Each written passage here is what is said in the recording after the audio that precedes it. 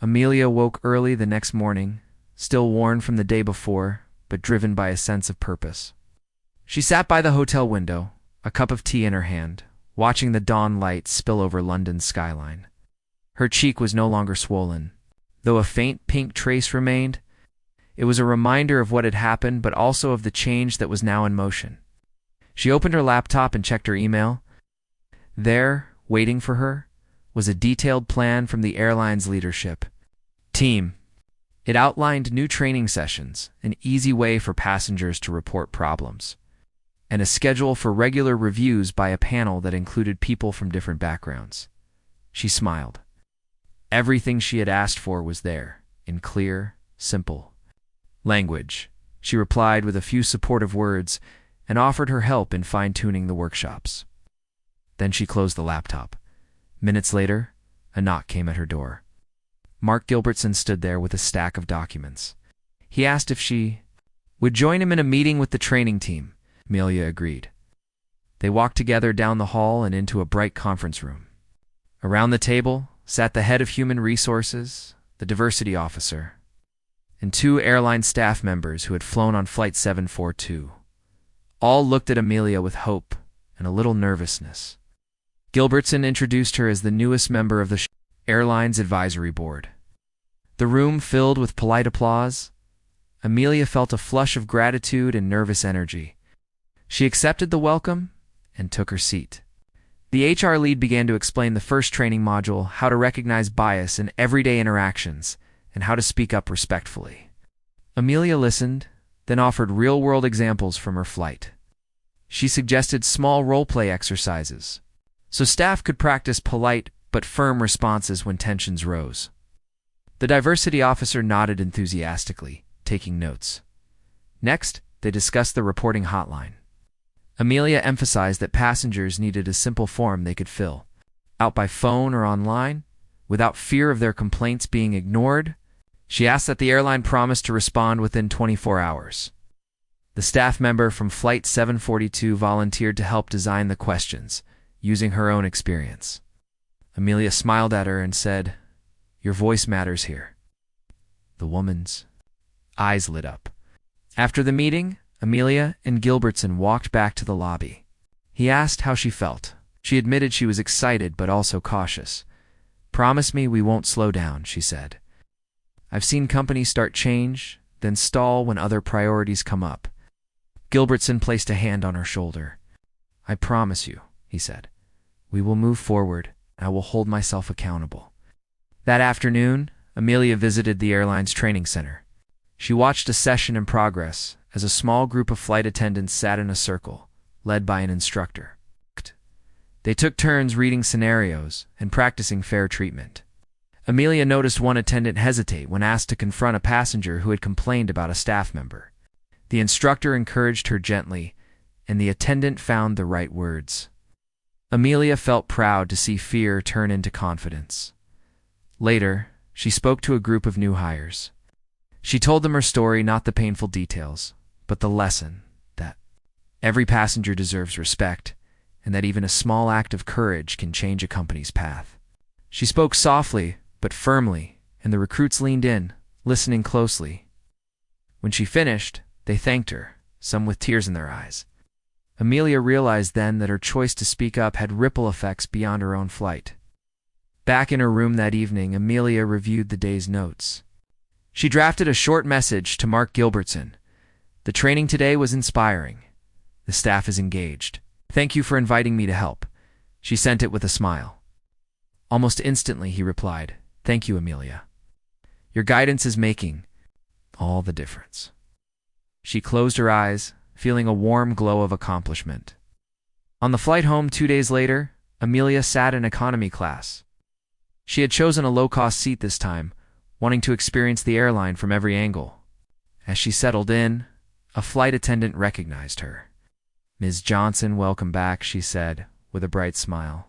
She offered Amelia a blanket and a bottle of water without hesitation. Amelia felt a surge of gratitude. She returned the smile and said, "Thank you. I can feel the difference already."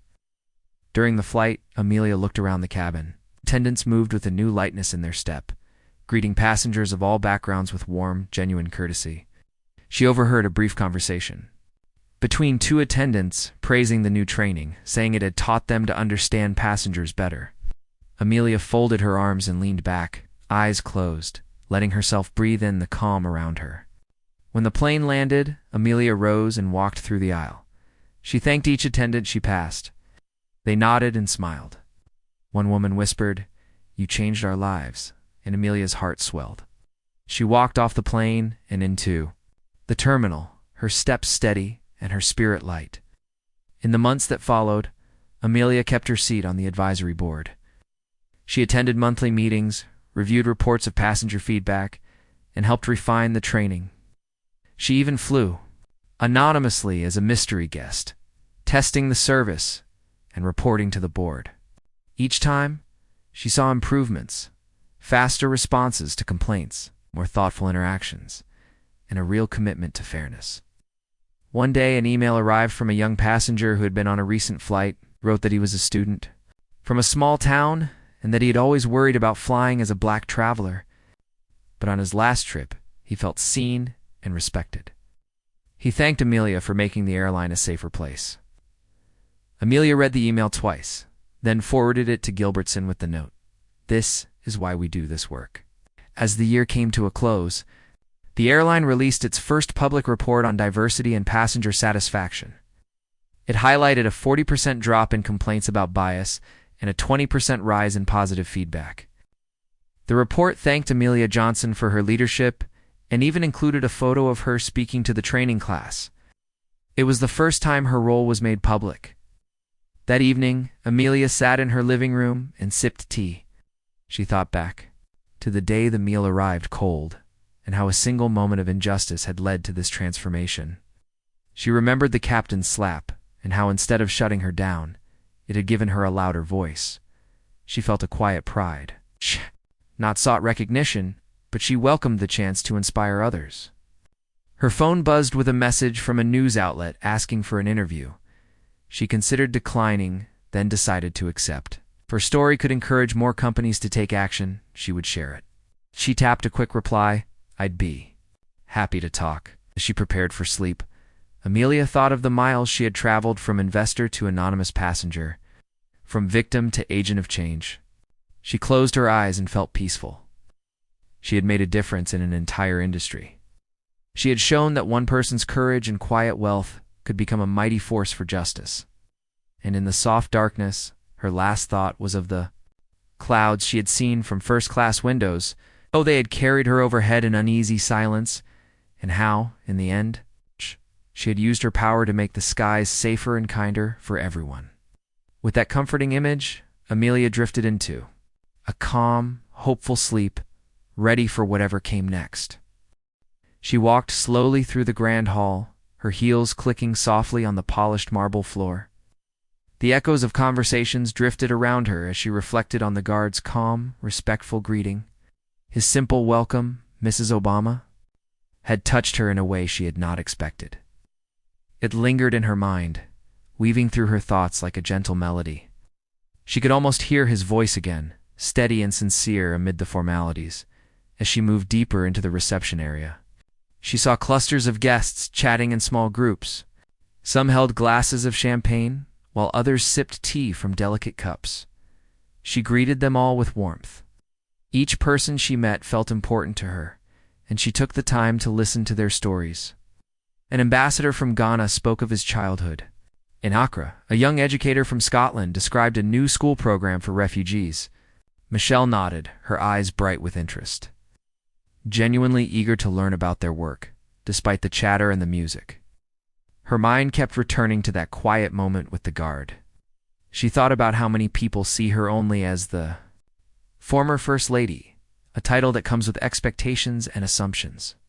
Few paused to consider her journey as a person. The child who loved reading books in a small house on the south side of Chicago, the student who worked hard to earn scholarships, the lawyer who balanced family and career, and the woman who moved into the White House with hopes of making change. She pictured the guard again, tall, disciplined, his red coat almost glowing against the stone walls. Yet behind the bearskin hat, she sensed a genuine respect. It was not forced or staged. It was a simple human gesture, a moment of true recognition. She thought of her own mother's words, "Always try to see people, not just positions." In that courtyard, the guard had seen her. He had spoken her name, and in that act, he had honored her story. The room hummed with polite laughter and clinking glasses, but Michelle felt a calm warmth spread through her chest. She moved to a side table laden with small pastries and fruits. She chose a raspberry tart and bit into it gently, savoring the sweet flavor. As the taste spread over her tongue, she considered how a small act and nod, a kind word, could feel as sweet as dessert. She recalled visits to communities in America, where a teacher's encouragement had changed a young student's life, or a neighbor's smile had brightened a hard day. She found a seat near a tall window overlooking the palace gardens. The green lawn stretched out in neat rows, dotted with flower beds in full bloom.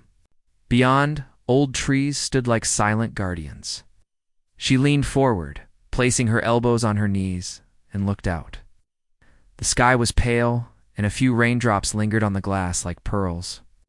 She thought of the umbrella she had held earlier, and of the many paths she had walked in life, sometimes under gray skies, sometimes in bright sunshine. A soft voice interrupted her reverie. A British historian had come to sit beside her, spoke of Queen Victoria's reign and how the palace had welcomed leaders from around the globe. He described letters sent between royals and presidents, and treaties signed in halls just like this. Michelle listened attentively, appreciating the history that connected nations. Yet she felt that her story, too, was part of a larger narrative, one of progress, of breaking barriers, and of forging friendships across oceans. As they spoke, she shared a bit of her own reflections. She described the guard's greeting and how it had felt like more than protocol. The historian's eyes softened. He said that in centuries of ceremonies, few moments shine as brightly as genuine human connection. He told her of a time when a simple smile from a royal had lifted the spirit of a common soldier. Michelle nodded, warmed by the idea that history remembers kindness as much as grand gestures. The conversation shifted to cultural exchange. Michelle spoke of her work on global education initiatives and how learning about other countries had enriched her own life. She told the historian about students in Kenya who created solar-powered lamps for studying at night, and about young women in India who started tech clubs in rural villages. She spoke in clear, simple words, but each carried the weight of real. Lives changed, and communities uplifted around them. The party continued, but Michelle felt a gentle stillness in her heart. She thought of families separated by distance, now brought closer by communication and travel. She thought of children who looked up to leaders and needed to see warmth beneath titles. She thought of the guard's words once more, and how welcome Mrs. Obama had opened a door in her mind and her spirit. When the historian rose to join another group, Michelle took a deep breath and stood as well. She smoothed her skirt, then returned to the center of the room. Quiet dignity seemed to surround her now, bolstered by the memory of that respectful greeting. She greeted each new person with sincerity, making eye contact, offering her full attention. A television crew stood at the far end, preparing to film a short interview. They called her name softly, and she made her way over. The bright lights and cameras felt normal to her, a part of her life for many years. She answered questions about the ceremony, her thoughts on international friendship, and the power of listening. When asked for advice to young people, she said simply, "Never underestimate the power of kindness. A single word can change someone's life." After the interview, she noticed the young guard again, standing by a doorway. He caught her eye and inclined his head in a small bow. Michelle smiled warmly and nodded. As she passed him, she whispered, "Thank you." He gave a slight smile back, then returned to his post.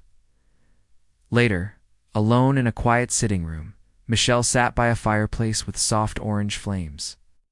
She wrapped a shawl around her shoulders and let herself feel the emotion she had held at bay. Tears came to her eyes as she thought of the guard's respect and of all the small acts that shape a lifetime. She thought of her daughters, imagining telling them this story one day, how history's grand stage can still hold moments of simple humanity. Before she slept that night, Michelle wrote a brief note in her journal. the people she met, and most of all, the guard's voice carrying her name. She wrote how it made her feel seen and worthy, not just as a public figure, but as a person. She closed the journal and placed it on the bedside table. The page turned to a single line, underlined twice: "Small kindness can echo forever." As she drifted to sleep, she felt a quiet joy. The palace walls, the red coats, the silver tea serviced, they all seemed to shine with a new light. She realized that ceremonies and titles matter, but what endures is the human heart reaching out to another. In that palace, among centuries of protocol, she had found a moment that would stay with her, one that reminded her of her own journey and of the power of a simple, genuine greeting. She woke early the next morning, long before the sun fully rose. The soft gray light filtered through the curtains of her London hotel room. She sat up in the bed, careful not to disturb the neat folds of the white comforter. The city outside was quiet, the streets empty except for a few early risers hurrying past. Michelle reached for her journal on the bedside table and opened it to the page where she had written her thoughts the night before. She ran her finger over the underlined line. "Small kindness can echo forever." She smiled gently, feeling the warmth of that simple phrase again. She rose and walked to the window. The palace she had visited the day before seemed distant. Now, but still powerful in her mind, she watched the mist lift off the rooftops and imagined the guard standing at attention in his red coat. She thought of his quiet voice speaking her name. Oh, Those words had become more than a greeting.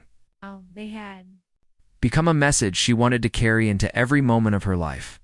After a light breakfast of toast, fruit, and tea, she prepared for the day's engagements. She dressed in a navy dress and a simple string of pearls. Her hair was neatly tucked behind her ears, and she wore minimal makeup. She wanted to feel calm and grounded, carrying the memory of the guard's respect in her calm steps. Her first stop was a children's hospital on the outskirts of London. Nurses greeted her warmly as she entered a bright playroom filled with colorful toys and drawings. She knelt beside a small table where two little girls were painting. Their eyes lit up when she sat down. They pointed proudly to the pictures of rainbows and flowers they had made. Michelle looked at their artwork carefully, asking soft questions about each color and shape. The girls giggled as she pretended to paint her own drawing using broad, wobbly strokes. A boy with a shy smile brought her a paper airplane. He showed her how it flew across the room. She stood and gave it a gentle toss. The plane glided and landed near a shelf of books. The boy clapped his hands and the other children cheered. Michelle's heart felt full. She thought of her daughters when they were young, building forts in the living room and asking endless questions about the world. She remembered the joy of simple play and how kindness could transform fear into laughter. Nurses guided her to a small ward where children lay in beds, some with 4 drips and others with bandaged arms. Approached each child slowly, speaking softly. When she reached a boy with curly hair and big brown eyes, she greeted him by name.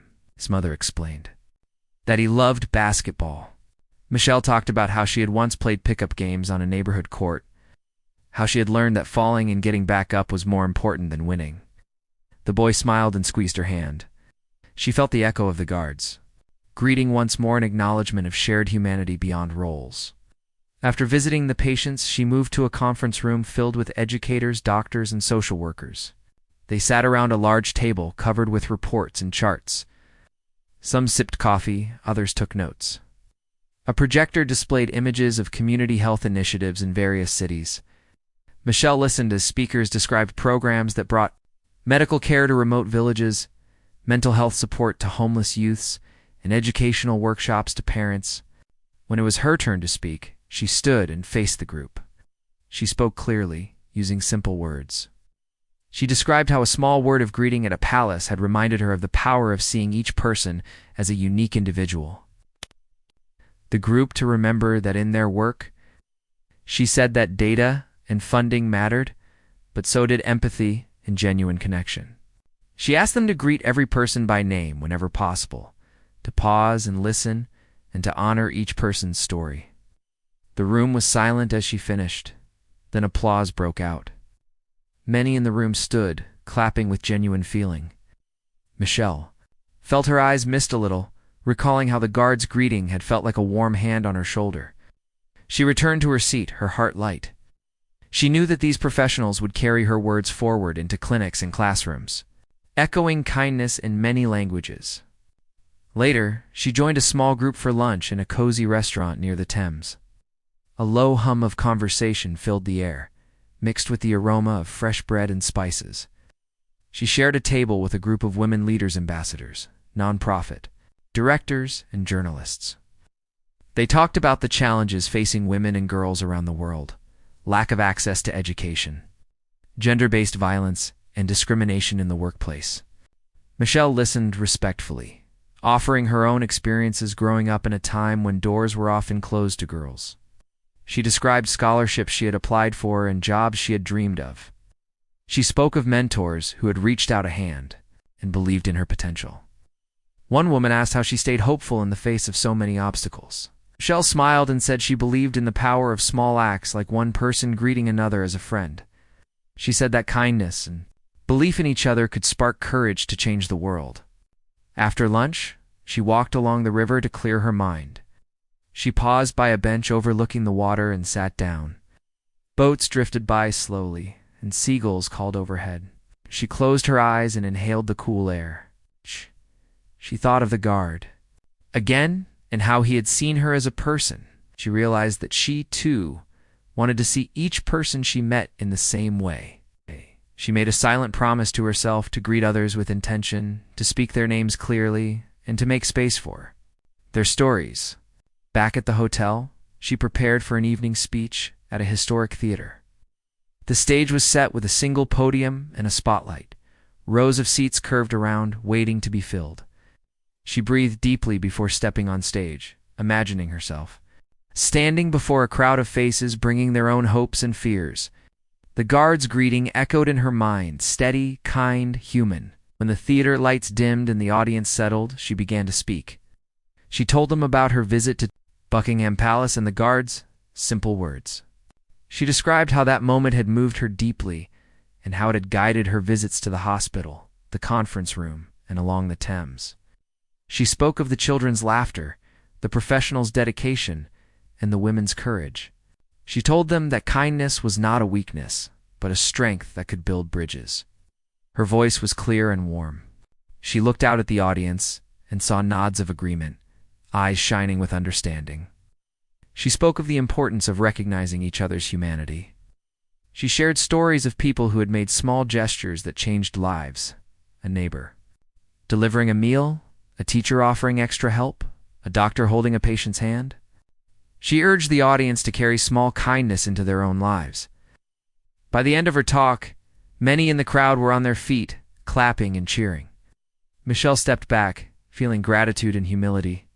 She thought of the guard standing tall at Buckingham Palace, his quiet respect echoing through the day's events.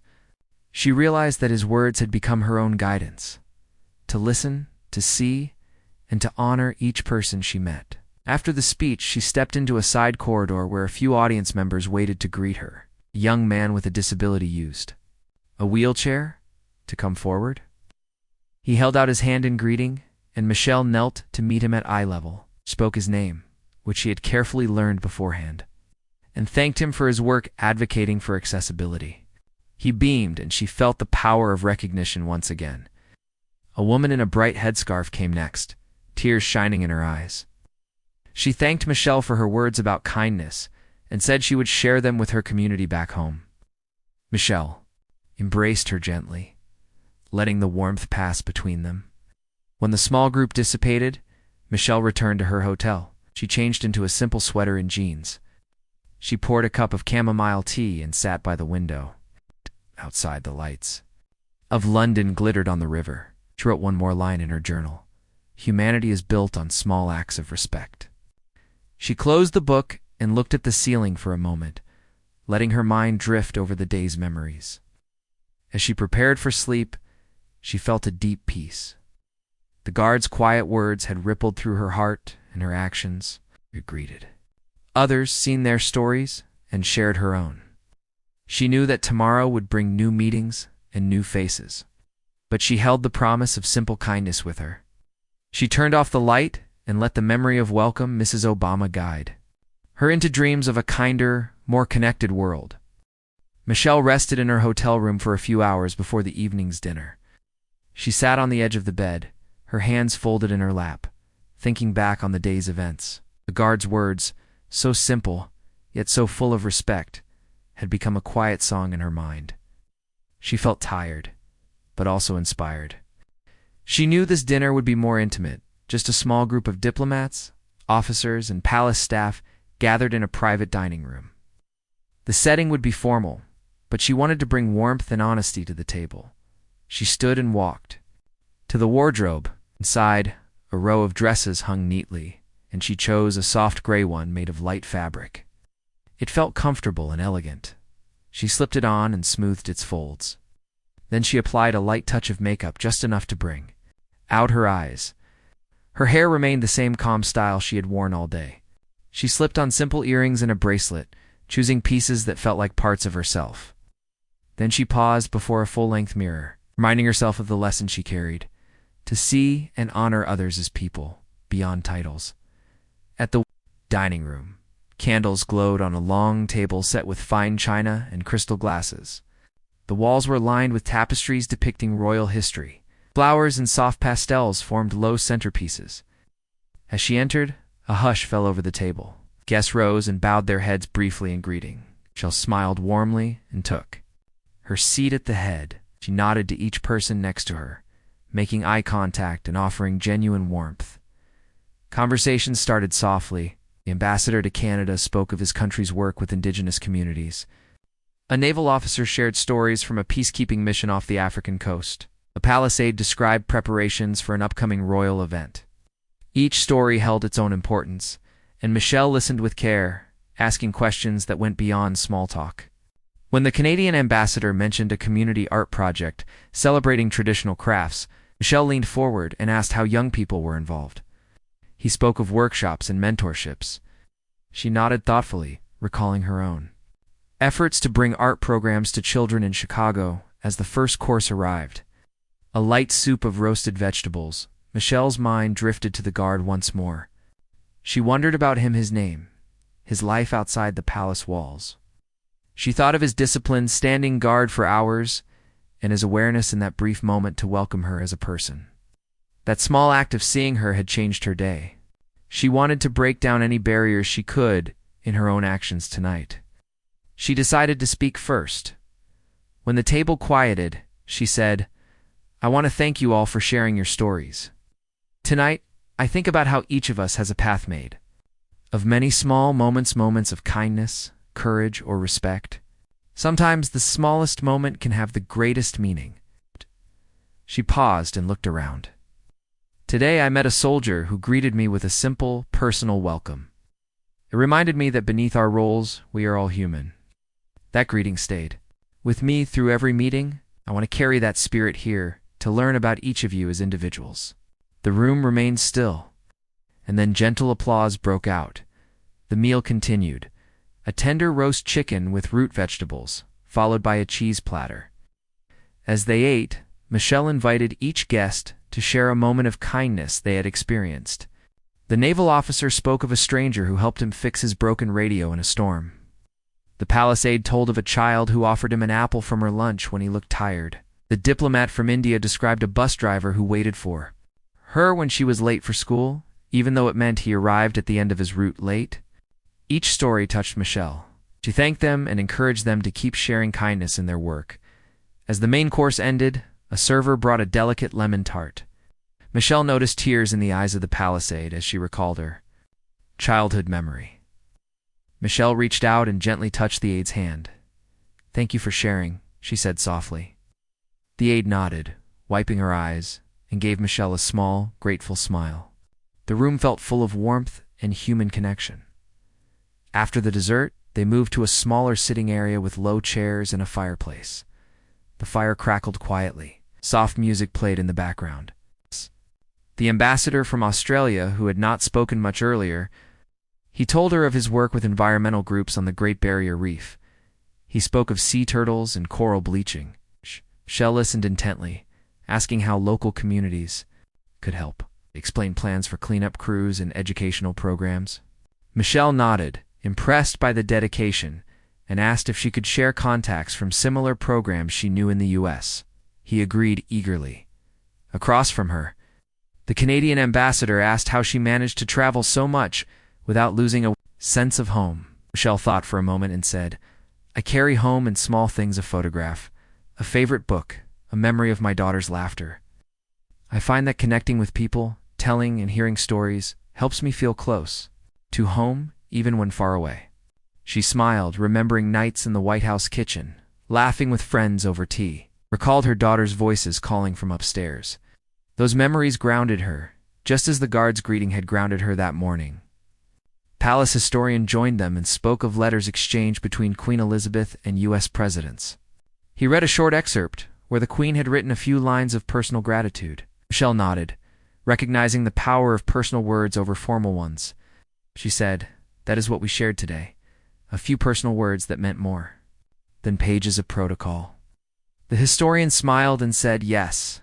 History often remembers the personal touches most dearly." The hour grew late. Guests rose to leave, exchanging handshakes and embraces. Michelle thanked each person warmly, using their names. She felt a deep sense of connection, as if the guard's simple welcome had flowed through her and grown in every conversation. When the palisade approached to say goodnight, Michelle set her cup down and looked her in the eye. "You have a gift for kindness," she said. "Thank you for opening your heart tonight." The aide blinked back tears and nodded finally. The naval officer saluted gently, and Michelle returned the gesture with a playful smile. They both laughed softly, then bade each other goodnight. The room emptied, leaving only Michelle and the palace host. The host asked if she needed anything before she returned to her room. Michelle shook her head. "No, tonight has been more than enough," she said. "Thank you for this beautiful gathering." Alone.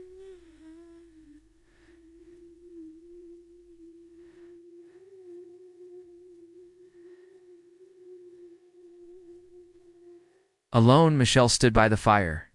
For a moment, feeling its warmth, she thought of the soldiers on guard behind palace walls, of diplomats shaping policy, of children painting pictures, and of every person who had shared a moment with her. She realized that breaking down walls starts with seeing people, not labels. She remembered the guard's calm, respectful words again. They were an echo of humanity in a place of ceremony. She walked back through the grand corridors lit by soft sconces. Portraits and tapestries lined the walls, but she saw them anew as backdrops to real lives and real feelings. She reached her room and closed the door gently. She slipped off her shoes and lay on the bed, pulling the covers up to her chin. She opened her journal and wrote a single sentence. "True strength is found in kindness shared." She closed the book and placed it on the nightstand as she turned off the light. She whispered to herself, "I'll never forget those words." And in the quiet darkness, she fell into a peaceful sleep, carrying the power of small kindness deep in her heart, ready to share it again tomorrow. Michelle woke before dawn on her last morning in London. The sky outside her window was pale and still. She lay in bed for a moment, thinking of the days behind her at the ceremony at the palace. The children's laughter in the hospital, the dinner by candlelight. Most of all, she thought of the guard's greeting, "Welcome, Mrs. Obama," and how those few simple words had changed her heart. Today she would share that story one more time. She dressed in a soft blue dress that flowed gently as she moved. She chose a silver necklace and small earrings that caught the light. Before leaving her room, she opened her journal and read her notes. Small kindness can echo forever, and true strength is found in kindness shared. She smiled, feeling warmth spread through her. She closed the journal and tucked it into her bag. Her first stop was a local community center. Children played on swings and slides in a small courtyard. Inside, volunteers organized books, art supplies, and snacks. Michelle entered a bright room where teenagers gathered around. A table piled with craft materials. They were making welcome cards for new refugees settling in the city. One young girl, perhaps 12 years old, looked up when Michelle approached. She held a card decorated with drawings of flowers and a small heart. The girl said shyly, "I made this for you, Michelle's heart lifted. She knelt down and took the card, thanking the girl by name. The girl's eyes widened. Michelle had asked her name and she beamed with pride. In that moment, Michelle felt the echo of the guard's greeting. She realized that recognizing someone by name was a gift, a gesture of respect. Grew up about that greeting and how it had touched her. The teens listened, rapt, as she spoke of the power of seeing each person as someone to be welcomed, not just another face in a crowd. Afterward, the teens asked questions about her life in America, her own school days, and how she learned to speak to people with her whole heart. Answered simply, sharing how small acts of kindness had guided her through life. From the community center, she walked to a nearby school. The corridors were lined with lockers and student artwork. Teachers greeted her warmly as she passed. She entered a classroom full of 7th graders studying English, looked up eagerly as she entered. A teacher introduced her, and the students clapped softly. Michelle smiled and sat on the edge of a desk. She asked the students about their favorite books, their dreams for the future, and what they knew about Buckingham Palace. Hands shot up all around the room. A boy in the front row said he loved history, but found it hard to connect with people from long ago. Michelle nodded and said that history is more than dates and names, is the story of people's lives and hearts. She told them of the young guard she had met, how he used his own voice to make her feel welcome, and how that moment reminded her that every person matters. The students listened quietly.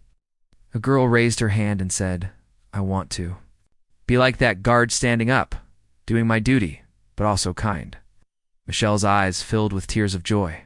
She told them that kindness was a choice, a moment-by-moment choice, and that they all had the power to choose it. After school, Michelle made her way to the British Museum. She wandered among ancient artifacts, stone statues, golden jewelry, and delicate pottery. She thought about the long arc of history and how human kindness must have saved stories and treasures from being lost. She paused before a glass case holding an old scroll. She imagined the hands that had written it, the people who had treasured it, the children who had learned from it. She thought of the guard once more, wondering if he would one day visit a museum and feel proud of his own small role in history in the museum's courtyard. She sat on a bench and sipped a bottle of water. She opened her bag and took out her journal again. She wrote, "Every person we meet is a story told by words, actions, and respect." She closed the journal, feeling peaceful. Her final engagement was a speech at a university auditorium. Students, professors, and community members filled the seats. Michelle walked on stage to warm applause. She began by thanking her hosts and sharing how honored she was to stand before them. Then she told the story of Buckingham Palace, the red coats, the grand gates, and especially the guard's greeting. She described how one soldier's simple words had meant more to her than any formal ceremony. She spoke of the children in the hospital, the educators in the conference room, the teens making refugee welcome cards, and the students in the classroom. She told them that kindness had guided her through each encounter. She urged them to remember that a name spoken with respect, a smile offered without judgment, and a greeting given with sincerity were acts of power. She said we make history not only with big decisions, but with small gestures. We shape the world when we see each other as human beings first. Throughout her talk, the audience sat in silence, woven into her story. She saw a woman wiping tears, a young man nodding deeply, and children leaning forward in their seats. When she finished, the auditorium erupted in applause. People rose to their feet, cheering and clapping. Michelle smiled and waved, her heart full. After the speech, she signed a few books and spoke briefly with attendees. A student gave her a drawing of the palace, complete with a red figure standing at the gate. The student had written beneath it, "Remember me?" Michelle took the picture and held it close, promising to keep that student's story in her heart. As she left the university, the sun was setting over London. The sky glowed pink and gold. She stepped into her car and watched the city pass by. She thought of her home in Washington and of her family waiting for her. She felt gratitude for this journey and for the simple moments that had shaped it. Back in her hotel room, she unpacked a small bag. She placed the drawing, the welcome card, made by the girl, and her journal on the desk. She looked at these treasures and smiled. Each item was a reminder of human connection and respect. She sat at the desk and wrote one final note in her journal.